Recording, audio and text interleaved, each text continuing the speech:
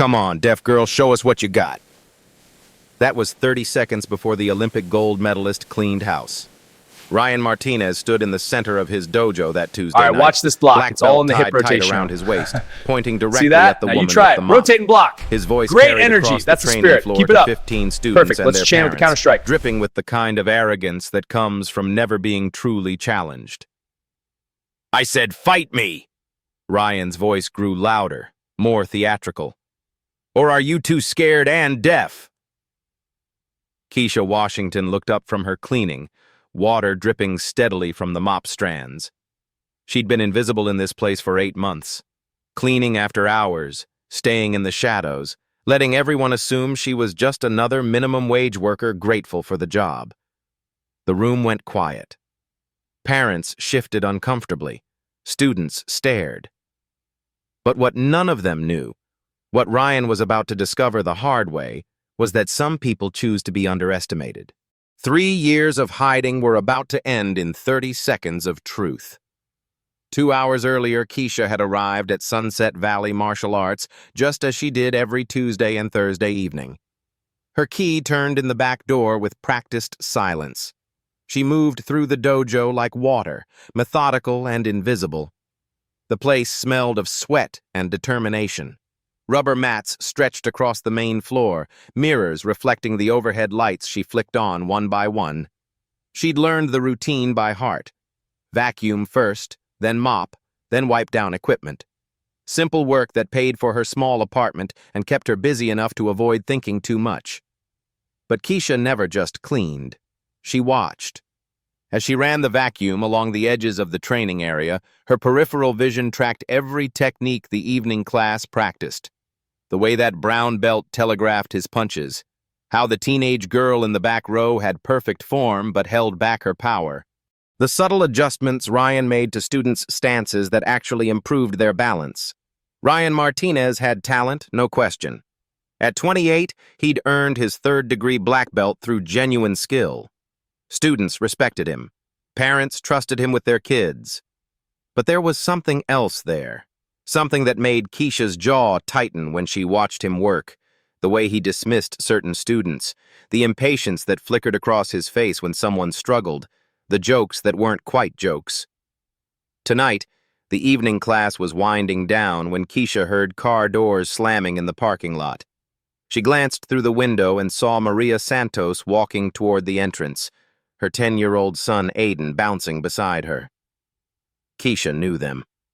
Aiden had started coming 3 weeks ago, bright-eyed and eager, his hands moving in rapid sign language as he communicated with his mother.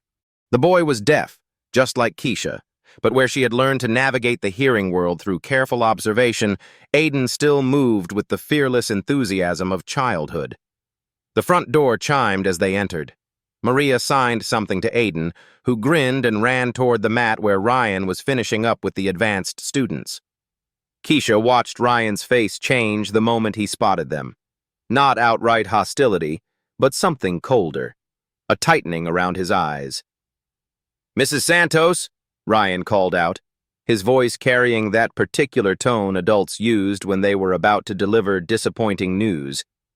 "I was hoping to catch you." Maria approached with Aiden practically vibrating with excitement beside her. "Is everything okay?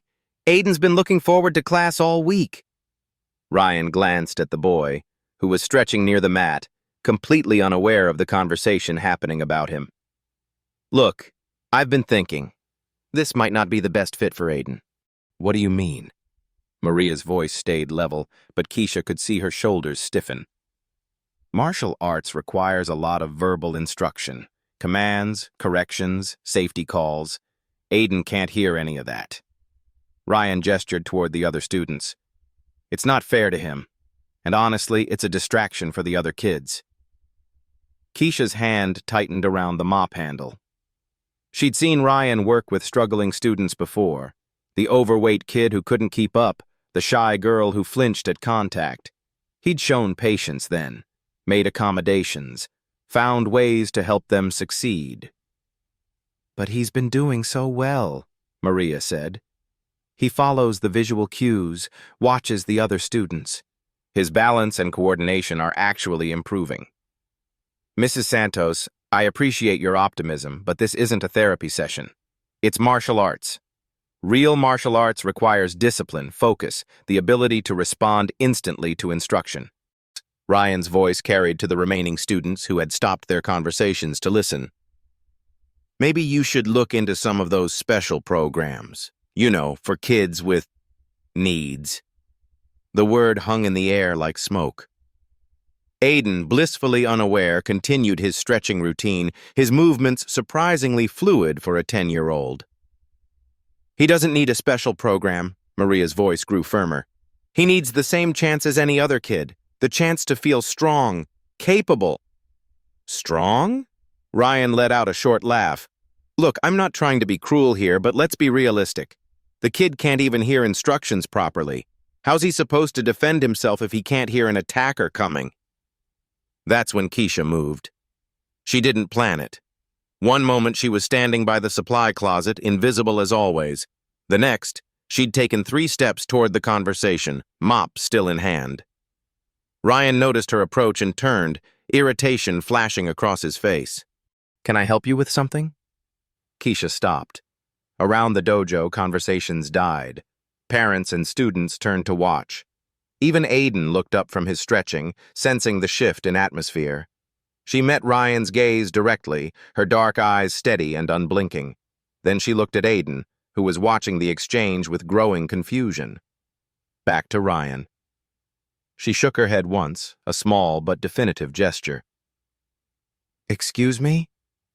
Ryan's voice rose. Are you trying to tell me how to run my dojo? Keisha didn't respond. Couldn't respond in the way he expected. But her message was clear enough.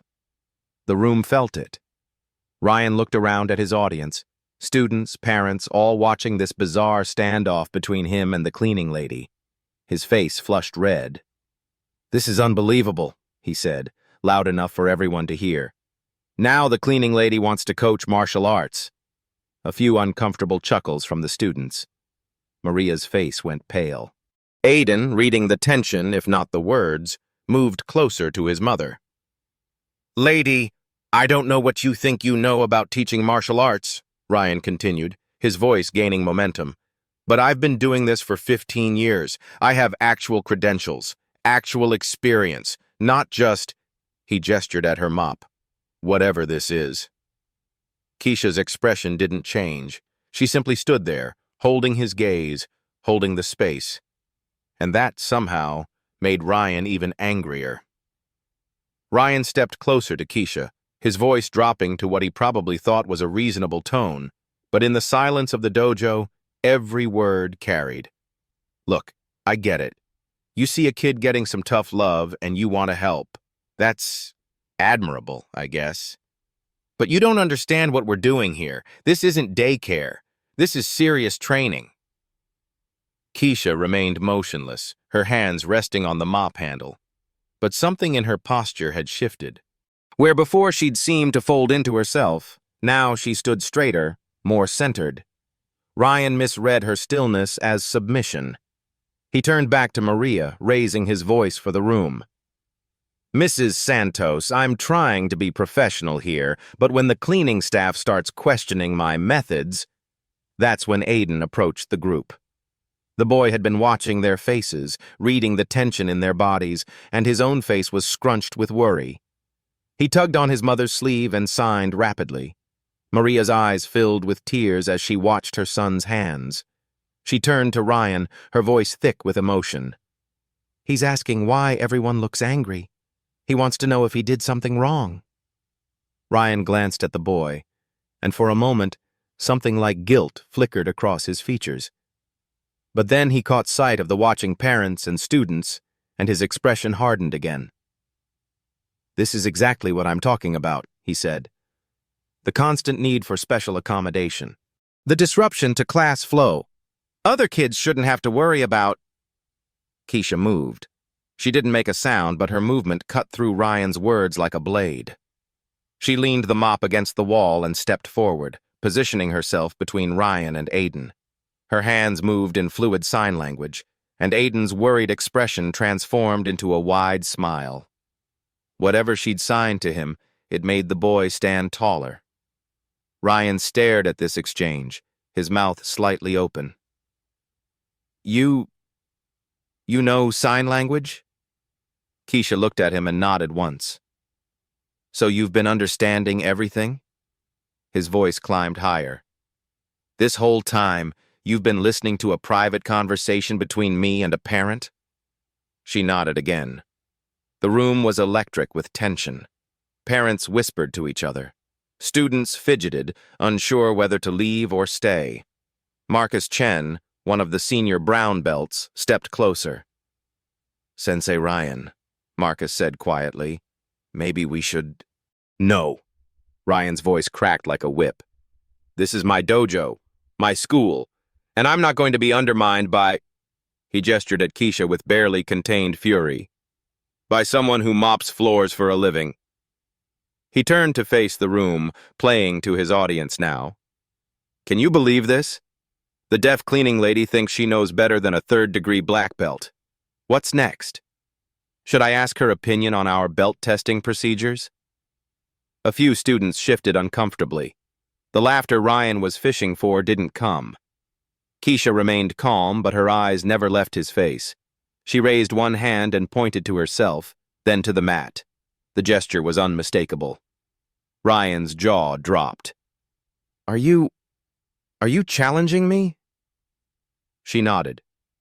This is insane. Ryan ran his hands through his hair, looking around the room as if seeking allies. She's challenging me to fight. The deaf cleaning lady wants to fight a black belt instructor. But something had changed in the room's energy. Where before the parents and students had seemed uncomfortable with the conflict, now they were leaning forward, paying attention in a different way.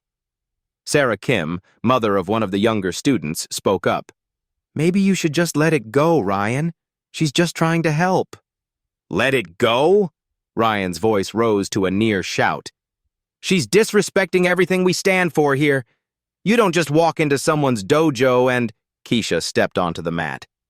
The action was so simple, so direct, that it stopped Ryan mid-sentence. She stood in the center of the training area, her worn sneakers squeaking slightly against the rubber surface. Her work clothes, faded jeans and a plain gray t-shirt, looked out of place among the crisp white GIs. But her stance didn't look out of place at all. Ryan stared at her for a long moment. Around the room, conversations died completely. Even the youngest students seemed to sense they were witnessing something significant. Fine, Ryan said finally, his voice carrying across the dojo. You want to do this? Let's do this. He stepped onto the mat, his movements sharp with anger and wounded pride. But we're doing this right. Full contact. No holding back. No special treatment because you're deaf, or a woman, or work here. Keisha didn't react to his words, but her eyes tracked his movement with an intensity that made several parents exchange glances. When I win, Ryan announced, loud enough for everyone to hear, and I will win, you pack up your cleaning supplies and find somewhere else to work. Deal? Keisha looked around the room, meeting the eyes of students and parents. When her gaze found Aiden, the boy was watching her with a mixture of worry and excitement. She nodded to him, then turned back to Ryan. She extended her hand. Ryan looked at it suspiciously. What? Keisha gestured to his hand, then to hers. A handshake, agreement. You're really going to do this. Ryan's voice carried disbelief and growing anticipation. The cleaning lady really thinks she can take on a black belt. He reached out and grasped her hand, squeezing harder than necessary. Keisha didn't flinch, but when their hands separated, Ryan flexed his fingers unconsciously. Tomorrow night, he announced to the room. 7 p.m. Full class as witnesses. He turned back to Keisha. I hope you're prepared for the consequences of your choices. But as he spoke, Marcus Chen had moved closer to get a better look at Keisha. His eyes widened slightly as he took in details others had missed.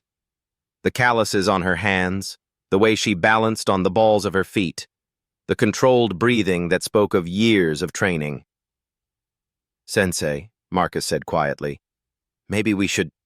Tomorrow night, Ryan repeated, cutting him off. 7 p.m. sharp. Don't be late. Keisha nodded once more, then walked calmly off the mat. She picked up her mop and returned to her cleaning as if nothing had happened. But everything had changed, and everyone in the room knew it. The dojo buzzed with nervous energy as word spread about tomorrow night's match. Parents gathered in small clusters, their voices low but urgent. Students who'd been getting ready to leave suddenly found reasons to linger. David Park, the dojo owner, emerged from his office in the back, drawn by the unusual commotion. A stocky man in his 50s with graying temples, he'd built Sunset Valley Martial Arts from nothing over 20 years. He took pride in running a respectful professional school. "What's going on out here?" David's voice carried the authority of someone accustomed to managing teenage egos and parental concerns. Ryan straightened, suddenly aware that his boss had witnessed at least part of the confrontation. "Just a minor disagreement about teaching methods." "A disagreement that involves challenges to fight?" David's eyes swept the room, taking in the tense faces, the way people were grouped around the mat like spectators at an accident. Marcus Chen stepped forward. "Sensei Park, Ryan challenged the cleaning lady to a match tomorrow night. Full contact." David's eyebrows rose. He looked from Ryan to Keisha, who was methodically mopping the far corner, apparently oblivious to the attention. "Is this true?" "She challenged me first," Ryan said quickly. "She was interfering with how I handle my students, questioning my authority in front of parents. I had to respond." "You had to challenge a deaf woman who works here to a fight?" "She's not just some helpless victim." Ryan's voice grew defensive. "She made her choice. She stepped onto the mat." David walked over to where Keisha was working. She looked up as he approached, her expression neutral but alert. "Keisha," David said, speaking slowly and clearly so she could read his lips. "Is this something you really want to do?" She nodded without hesitation. "You understand this could be dangerous? Ryan's a skilled fighter." Another nod, more emphatic this time. David studied her face for a long moment. In 8 months of employment, Keisha had been punctual, thorough, and completely professional. Never late, never complained, never caused problems. But there was something in her eyes now that he'd never seen before. A quiet intensity that reminded him of fighters he'd known in his younger days. "All right," David said finally, turning back to the room. "If both parties consent, I won't stop this, but we do it properly." He walked to the center of the mat, his voice carrying to every corner of the dojo. "Tomorrow night, 7 p.m. Official match with proper rules and safety protocols. I'll referee personally." Ryan's confident smile faltered slightly. He'd expected David to shut this down, not legitimize it. "Full contact as agreed," David continued, "but with reasonable limits. No strikes to the head, no joint locks, no throws that risk serious injury. First to submit or be unable to continue loses." "That's not what we agreed," Ryan protested. "She challenged me. She should face the real consequences." "These are the real consequences." David's voice hardened. "In my dojo, under my insurance, with my rules. Don't like it? Take your disagreement to the parking lot." Ryan's face flushed, but he nodded. "Fine, but the stakes remain the same. When I win, she finds another job." David turned to Keisha. "And if you win?" Keisha looked thoughtful for a moment, then walked over to where Aiden stood with his mother. She knelt down to the boy's level and signed something to him. Aiden's face lit up, and he signed back rapidly. Maria Santos translated, her voice shaky with emotion. She says if she wins, Aiden gets to stay in class. No more talk about special programs or accommodations. He gets treated like every other student." "That's it?" Ryan laughed. "That's her big demand? The kid can stay in class?" Keisha stood and faced him directly. She signed something fluid and decisive. "What did she say?" Ryan demanded. Marcus Chen, who'd picked up some sign language from a deaf cousin, translated quietly. She said, "That's everything." The room fell silent again.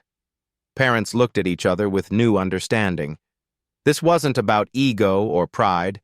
This was about a child's right to belong. David nodded slowly. "Those are the terms.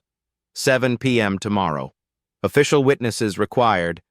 I want at least 10 people here to make this legitimate." He looked around the room, his expression serious. "Anyone who attends is bound by what they see. No social media, no recordings, no gossip that could damage anyone's reputation. This stays between us."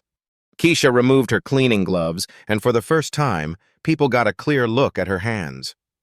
The calluses were obvious now, thick ridges across her palms and knuckles that spoke of years gripping something much more demanding than a mop handle. Marcus Chen sucked in a quiet breath. Those weren't the hands of a cleaning lady. "Tomorrow, then," Ryan said, his voice trying to maintain confidence but betraying a note of uncertainty. "Don't expect me to go easy on you just because—" But Keisha had already turned away, returning to her work as if the conversation was over. She moved with a fluid efficiency that seemed different now, more purposeful, like someone who knew exactly what they were preparing for. As parents gathered their children and students collected their gear, the dojo slowly emptied. But the anticipation hung in the air like incense, thick and impossible to ignore. Tomorrow night, everything would change. Keisha's apartment sat above a Korean restaurant on the east side of town, the kind of neighborhood where people minded their own business and rent stayed affordable. She climbed the narrow stairs, her work clothes still smelling faintly of cleaning products, her mind replaying the evening's events. The apartment was sparse but clean. A small living room with a second-hand couch, a kitchen table for one, a single bedroom with blackout curtains. But it was the walls that told the real story, or rather, what wasn't on them. Picture frames sat face down on the dresser in her bedroom. A small wooden box on the nightstand remained firmly closed. The only visible photograph was on the refrigerator. Keisha with her arm around a younger girl, both of them grinning at the camera, both making exaggerated muscle poses. Emma. Keisha touched the photo gently, the way she did every night before bed. Emma at 14, all elbows and attitude, her hearing aids visible but worn like badges of honor. Emma who'd taught Keisha that being deaf didn't mean being weak, just different. Emma who'd been so proud when her big sister made the Paralympic team. Emma who wasn't here anymore. Keisha moved to the bedroom and knelt beside the bed, reaching underneath to pull out a gym bag she hadn't opened in 3 years. The zipper stuck slightly from disuse, but inside, everything was exactly as she'd left it.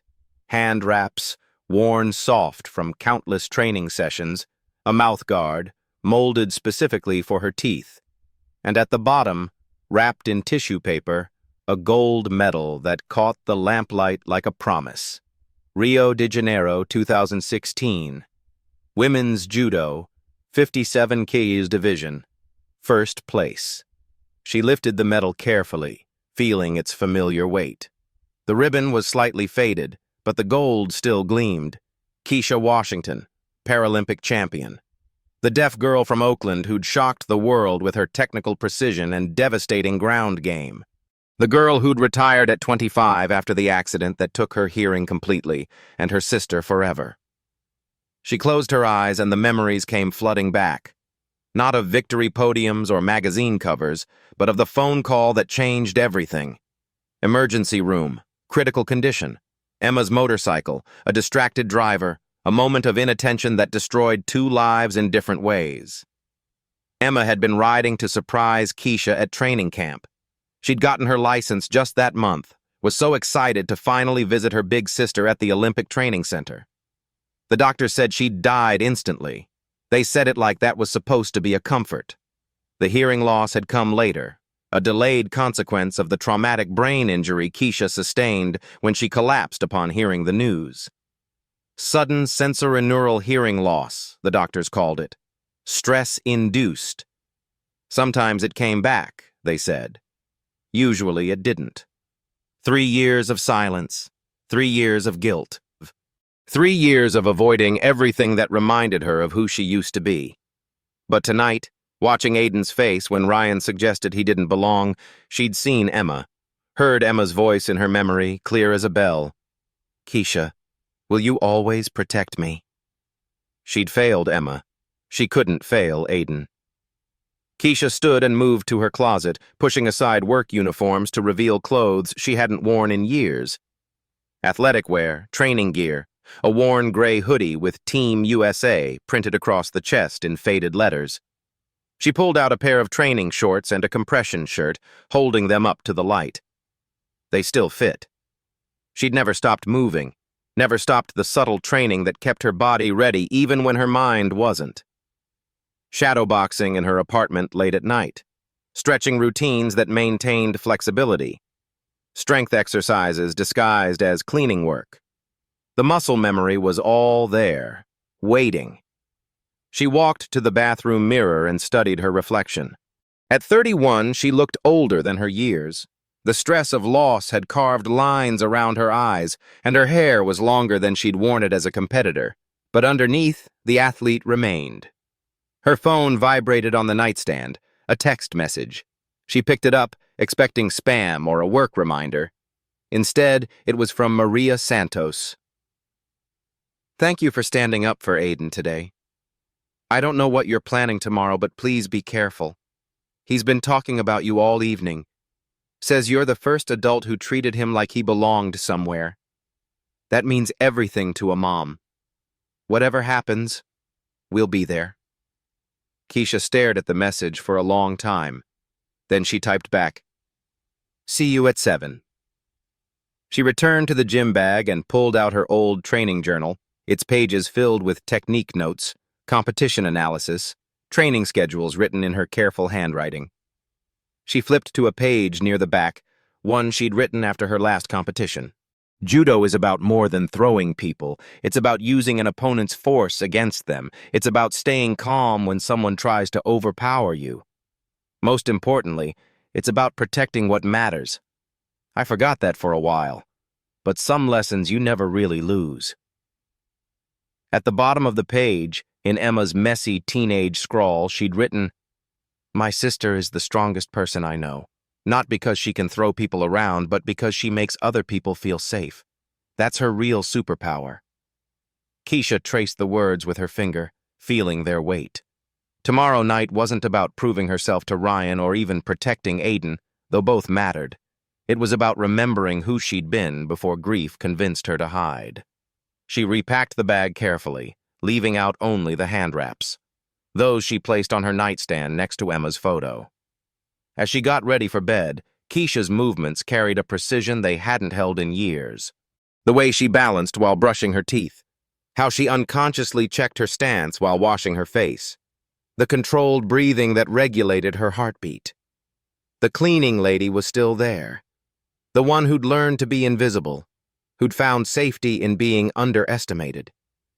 But tomorrow night, she'd step back into the light as someone else entirely. Someone who'd forgotten, for just a while, that silence could be its own kind of strength. Someone who was ready to remember.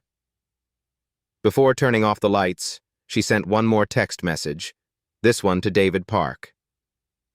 "Thank you for making this official. 7 p.m. sharp." His reply came immediately. "Are you sure about this, Keisha? Ryan's good, but he fights angry. That makes him dangerous." She typed back slowly, "I've been fighting angry for 3 years.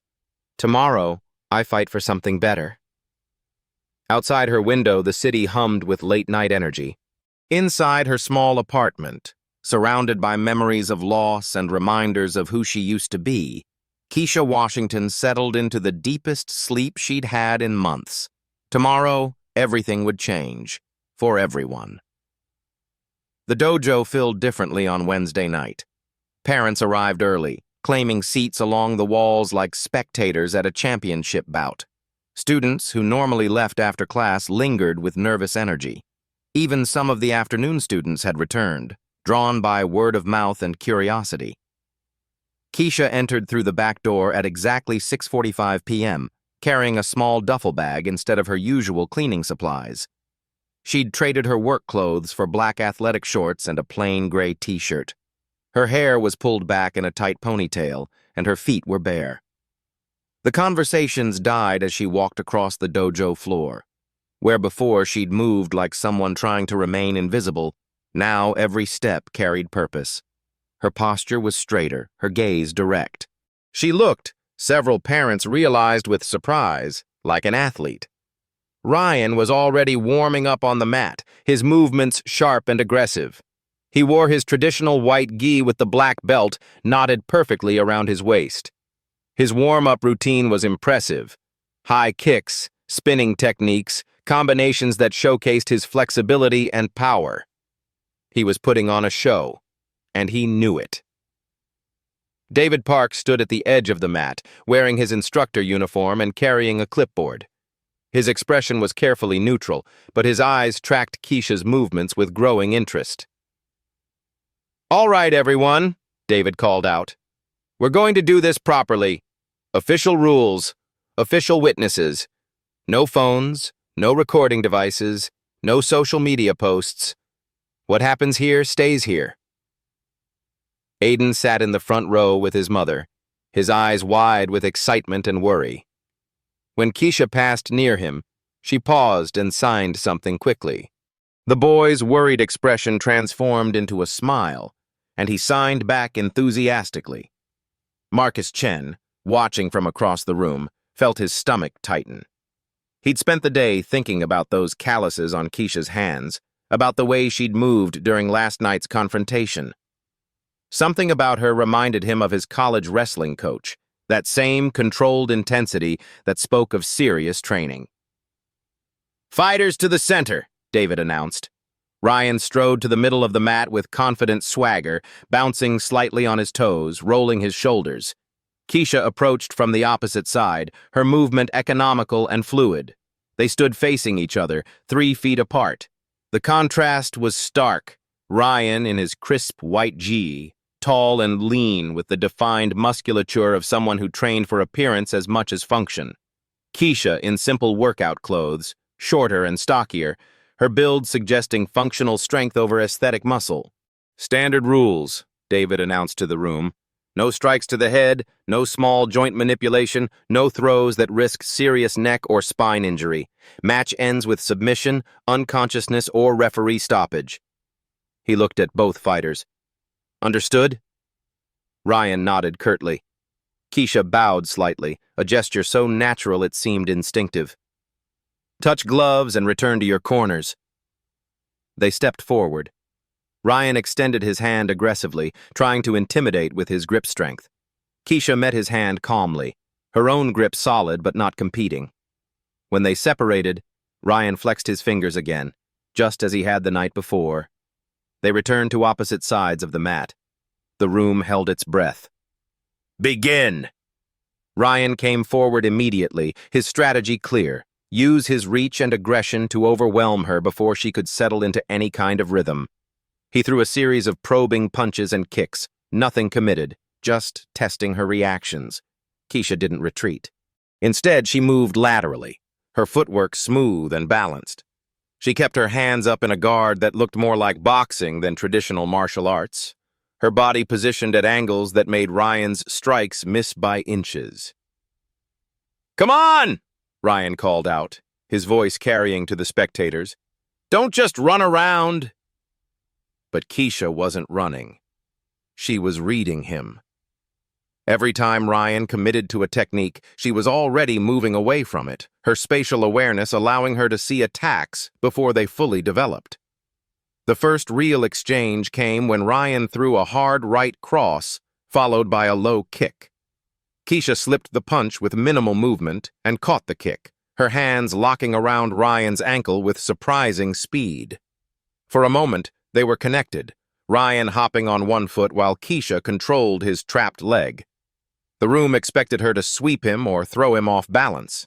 Instead, she simply released his foot and stepped back. Ryan landed awkwardly, his confidence flickering for the first time. In the crowd, Marcus Chen leaned forward. That hand positioning when she'd caught the kick, he'd seen it before, in highlight reels of Olympic judo competitions. "What was that?" Ryan demanded, his breathing already slightly elevated. "You had me, and you just let go?" Keisha didn't respond, couldn't respond in the way he expected, but her message was clear in her posture, her expression. She was showing him something, giving him information he wasn't yet ready to understand. Ryan's next attack was more aggressive, a combination of punches followed by an attempt to grab her in a clinch. But when his hands reached for her, Keisha seemed to flow around them like water.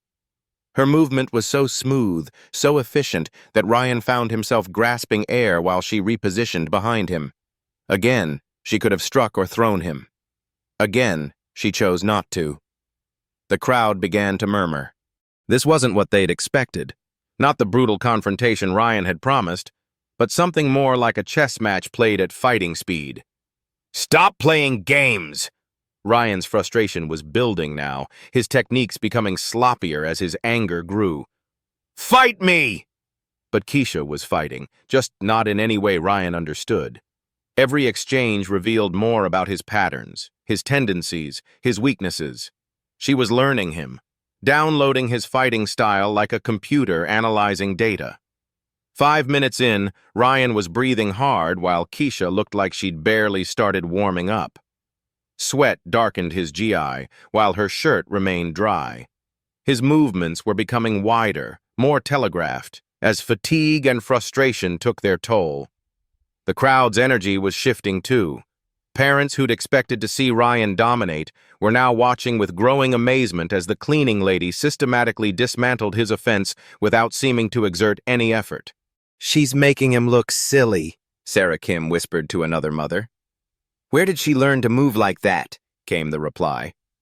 Ryan heard the whispers and his face reddened. He'd promised these people a demonstration of proper martial arts hierarchy. Instead, he was being embarrassed by someone who wasn't even fighting back. "Enough!" Ryan roared, abandoning technique for pure aggression. He rushed forward with a wild haymaker, putting all his power behind a punch designed to end the match. Keisha had been waiting for this moment. As Ryan committed fully to his attack, she stepped off the line of his punch and captured his extended arm. Her movement was so fast, so precise, that most spectators missed the technique entirely. One moment, Ryan was throwing his biggest punch. The next, he was airborne, rotating through space in a perfect arc, before landing hard on his back with Keisha controlling his arm in a textbook Jujigatame armbar. The room erupted in gasps and scattered applause. But instead of applying pressure to force a submission, Keisha held the position for just a moment, long enough for everyone to see how completely she controlled him, then released his arm and stood up. Ryan lay on his back, staring at the ceiling, his chest heaving. Around the room, parents and students processed what they'd just witnessed. That throw had been beautiful, technical, the kind of technique that took years to perfect. Marcus Chen was on his feet now, his face pale with recognition. He knew that throw. He'd seen it in competition footage, performed by Paralympic champions and Olympic medalists. "Jesus Christ," he breathed. "Who is she?" Ryan rolled to his side, then pushed himself up to his knees. His GI was disheveled, his hair messed, his breathing labored. But it was his expression that had changed most dramatically, the arrogant confidence replaced by confusion and growing fear. "What the hell was that?" he gasped. Keisha extended her hand to help him up. The gesture was respectful, even gentle. But when Ryan looked into her eyes, he saw something that made him shiver. She wasn't even trying yet. And somehow, everyone in the room knew it. Ryan stared at Keisha's outstretched hand for a long moment before slapping it away and scrambling to his feet on his own. His face was flushed with embarrassment and growing desperation. "Lucky shot," he panted, adjusting his guy with shaking hands. "You caught me off guard." But everyone in the room had seen the truth. That hadn't been luck. That had been the kind of technical perfection that came from thousands of hours of practice, from muscle memory so deep it operated beyond conscious thought. David Park stepped closer to the edge of the mat, his referee's instincts alert. The dynamic had shifted completely. Ryan's breathing was ragged, his movements increasingly frantic, while Keisha remained centered and calm. "Ryan!" David called out, his voice carrying a warning. "Remember where you are." But Ryan was past hearing warnings. The whispers from the crowd, the way parents were looking at him now, not with respect but with something approaching pity. It was eating at him. His entire identity was built on being the expert, the authority figure. Without that, who was he? He came at Keisha again, this time abandoning any pretense of technique.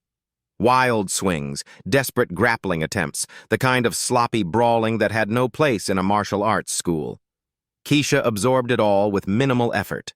She redirected his punches, stepped away from his kicks, and when he tried to tackle her, she simply wasn't where he expected her to be. The crowd watched in growing discomfort as Ryan's attacks became more reckless, more dangerous. This wasn't martial arts anymore. This was a man having a breakdown in public. "This is embarrassing," someone whispered. "Someone should stop this," came another voice. But Keisha seemed to understand something the spectators didn't. Ryan needed to reach the bottom before he could find his way back up. So she gave him space to fall, space to exhaust himself against her defense. 8 minutes into the match, Ryan threw a wild right hook that would have seriously injured Keisha if it had connected. But it didn't connect. She moved just enough to let it pass by her ear, and the momentum of his miss sent Ryan stumbling forward. That's when something inside him snapped. "Fight me!" he screamed, spinning around to face her. "Stop hiding! Stop running! Fight me like a man!" The words hung in the air like poison. Around the room, parents exchanged shocked glances. Students shifted uncomfortably. Even Aiden, who couldn't hear the shouted words, could read the ugly emotion on Ryan's face. Ryan raised his fist again, but this time there was something different in his eyes. Something that made David start forward from the edge of the mat. Keisha saw it too. The moment when frustration crossed the line into genuine violence, when technique gave way to the desire to hurt. She moved. Not away this time, but toward him. As Ryan's fist came down in a wild, uncontrolled strike aimed at her head, Keisha stepped inside his guard and caught his wrist. Her other hand came up and pressed gently against his chest, and she held him there. For a moment that stretched like eternity, they were frozen in that position. Ryan's fist trapped inches from Keisha's face, her hand resting over his heart. She looked up into his eyes, and for the first time in the match, he saw her truly see him. Not the black belt, not the instructor, not the authority figure. Just Ryan. Scared, angry, lost Ryan. Her expression wasn't triumphant or mocking. It was sad. Disappointed, maybe, but also compassionate. She shook her head slowly, a gesture so gentle it was almost maternal. No more. Ryan's face crumpled. The fight went out of him all at once, like air leaving a punctured balloon. His hand went limp in her grip, and she released it carefully. He stood there swaying slightly, his chest heaving, tears beginning to form in his eyes. The room was completely silent, everyone witnessing the collapse of a man who'd built his identity on being stronger than everyone else. Keisha stepped back and gestured toward the edge of the mat. The match was over. Not because anyone had submitted or been knocked unconscious, but because there was nothing left to fight. Ryan looked around the room at the faces staring back at him. Students, parents, colleagues, all seeing him as he really was, all understanding what he'd become. He walked off the mat without a word, his shoulders shaking. The silence that followed was deafening. The silence stretched for 30 seconds that felt like 30 minutes. Ryan stood at the edge of the mat, his back to the room, his shoulders shaking with suppressed emotion. Parents and students waited, unsure whether to leave or stay, whether to comfort or confront. It was Aiden who broke the spell. The 10-year-old boy stood up from his seat in the front row and walked onto the mat. He approached Keisha, his hands moving in quick, excited sign language. Even those who couldn't understand sign could read the admiration and gratitude in his expression. Keisha knelt down to his level, her own hands responding with fluid grace. Whatever they were saying to each other, it made Aiden's face light up with pure joy. The exchange seemed to wake Ryan from his paralysis. He turned around slowly, his face streaked with tears he hadn't bothered to wipe away. "I'm sorry," he said, his voice barely above a whisper. The words were directed at Keisha, but they carried to every corner of the dojo. Parents leaned forward. Students stopped their quiet conversations. "I'm sorry," Ryan repeated, louder this time. "Not just for tonight, for yesterday. For every time I made someone feel like they didn't belong here." He looked directly at Aiden, who was still signing with Keisha. "Especially you, buddy. You belong here as much as anyone else. More than me, probably." David Park stepped onto the mat, his expression unreadable. As the dojo owner, he had authority here, the power to fire instructors who embarrassed his school. But he'd also seen something tonight that went beyond wins and losses. "Ryan," David said carefully, "why don't you take a seat?" Ryan nodded and moved to a bench along the wall, his movements heavy with exhaustion and shame. The crowd's attention turned back to Keisha, who was still kneeling with Aiden. Marcus Chen had been watching the entire exchange with growing recognition. During the match, he'd been trying to place where he'd seen those techniques before. Now, looking at the way Keisha moved, the way she carried herself, pieces were falling into place. "Keisha!" Marcus called out, his voice uncertain. "Can I ask you something?" She looked up at him and nodded. "Rio 2016, Women's Judo, 57-kilogram division." Marcus paused, studying her face. "That was you, wasn't it?" The room went electric. Parents who'd been pulling out their phones to Google stopped and stared. Students who barely knew what the Paralympics were suddenly understood they were in the presence of something extraordinary. Keisha stood slowly, Aiden moving to stand beside her. For a moment, she looked like she might deflect the question, retreat back into the anonymity she'd cultivated for 3 years. Instead, she nodded. "Holy shit," someone breathed from the back of the room. "Language," a parent corrected automatically, but their voice carried no real conviction. David Park's eyes widened as the implications hit him. "You're Keisha Washington, the Keisha Washington, the girl who came out of nowhere to win Paralympic gold." Another nod, smaller this time. "But why?" David gestured around the dojo, at the cleaning supplies still sitting by the door. "Why are you here, working as—" Keisha held up a hand, stopping the question. She looked around the room, meeting the eyes of parents and students who'd watched her clean their training space for 8 months without truly seeing her.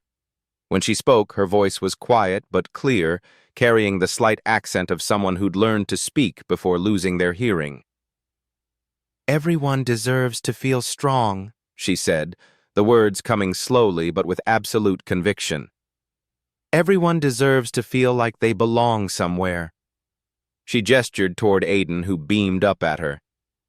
"This young man reminds me why I fell in love with martial arts in the first place. Not for the medals or the recognition, but for what it teaches us about ourselves." Her gaze found Ryan, still sitting on the bench with his head in his hands. True strength isn't about defeating others. It's about protecting those who need protection. It's about creating space for people to discover their own power. Maria Santos stood up from her seat, tears streaming down her face. "Thank you," she said simply, "for seeing my son as more than his disability, for giving him a chance to belong." "He always belonged," Keisha replied. "Some of us just forgot how to see it." David Park stepped forward, his business owner's mind already processing the implications of having an Olympic champion working in his dojo. "Keisha, would you consider teaching? I mean, Officially, we could restructure your position, create a program for adaptive martial arts. I'll think about it, Keisha said. But first, there's something else that needs to happen. She walked over to where Ryan sat hunched on the bench. The room watched as she knelt down in front of him, bringing herself to his eye level. Ryan, she said gently. He looked up, his face a mess of tears and shame. You're a good teacher, she continued. I've watched you work with students for months. You have genuine skill, real knowledge. But somewhere along the way, you forgot that teaching isn't about being the strongest person in the room. Ryan's voice was hoarse when he spoke. How do I fix this? How do I come back from what I just did? The same way anyone learns martial arts, Keisha said. One day at a time, one student at a time, one choice at a time. She stood and extended her hand to him again. This time, Ryan took it without hesitation, letting her help him to his feet. I'd like to learn from you, Ryan said, his voice growing stronger. If you'll have me as a student. Keisha smiled for the first time all evening. Everyone starts as a beginner, even black belts. Around the room, the tension that had gripped the dojo for 2 days finally began to dissolve. Parents relaxed in their seats. Students started talking excitedly about what they'd witnessed. Aiden bounced on his toes, signing rapidly to his mother about his new hero. David Park clapped his hands once, bringing attention back to himself. All right, everyone. What we witnessed tonight stays in this room. We're a family here, and families protect each other. He looked at Keisha, then at Ryan, then at the assembled community. Tomorrow we start fresh. New programs, new opportunities, new ways of understanding what it means to be strong. As the crowd began to disperse, people approached Keisha with handshakes, thanks, and quiet words of respect. Parents who'd barely acknowledged her existence now saw her clearly for the first time. But it was Aiden's reaction that mattered most to her. The boy signed something elaborate and enthusiastic, his face glowing with excitement. Maria translated through her tears. He says you're the first grown-up who fought for him instead of against him. He wants to know if you'll teach him to be brave like you. Keisha knelt down one more time, meeting Aiden's eager eyes. Her response was in sign language, but her meaning transcended words. You're already brave, she told him. Now let's learn to be strong. Outside the dojo, the world continued its regular rhythm. But inside these walls, everything had changed. A community had remembered what it meant to protect its most vulnerable members. A teacher had learned the difference between authority and leadership. And a woman who'd hidden in silence for 3 years had found her voice again. Sometimes the quietest person in the room really does have the loudest message. Sometimes strength isn't about what you can destroy, but what you choose to protect. And sometimes, the people who need our help the most are the ones who end up saving us. This isn't the end of the story. It's the beginning of what happens when truth meets visibility. At Beat Stories, we believe exposure is the first step to transformation. Subscribe and stay tuned, because the next story might be yours.